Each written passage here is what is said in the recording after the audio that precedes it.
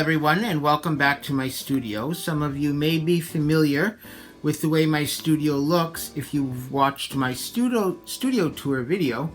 And the one thing I'd like to share with you today is my still life library.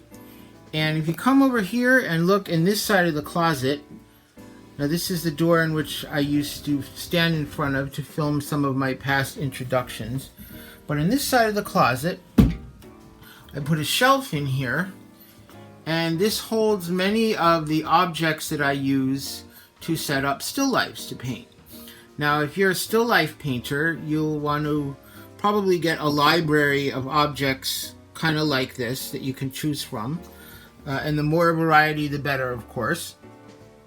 But the little secret / tip I wanted to share with you on this is 90% of this stuff comes from Goodwill.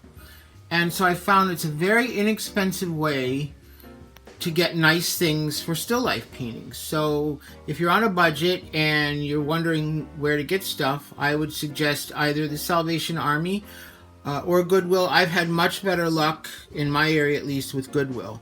Now, a few of these items did come from eBay. For like example, this very large, this big Chinese vase there. That one, I did get that on eBay.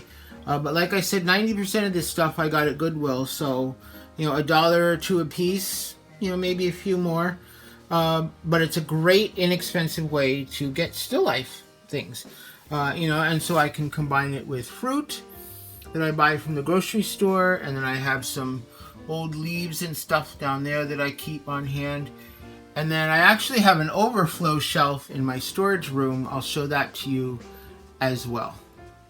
So this is my storage room where I keep all my empty blank canvases. I put paintings in here when they're drying. I keep some frames in here.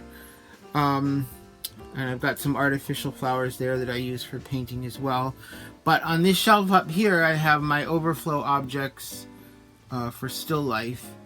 Yeah, and the great thing about, you know, getting this stuff from Goodwill is when you're done with it, you can take it back to Goodwill and turn it in and get new stuff. So it's a good way to have kind of a little bit of a flow to what you have. So anyway, so if you're looking for still life objects that are inexpensive and pretty nice, I would suggest going to your local Goodwill store and seeing what they have. You might be surprised at what you find. Anyway, thanks for watching this little tip video, and I will see you next time. Thanks so much for watching. Go ahead and click on that subscribe button so you won't miss the next video. And why not spread the joy?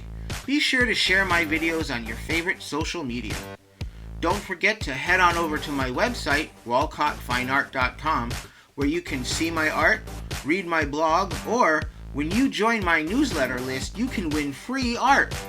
Every month, I'll choose a lucky winner for my email list, and that person will receive a mini original oil painting. There's a chance to win every month, so be sure to sign up today so you don't miss out. Plus, you'll get my fun newsletter. See you next time!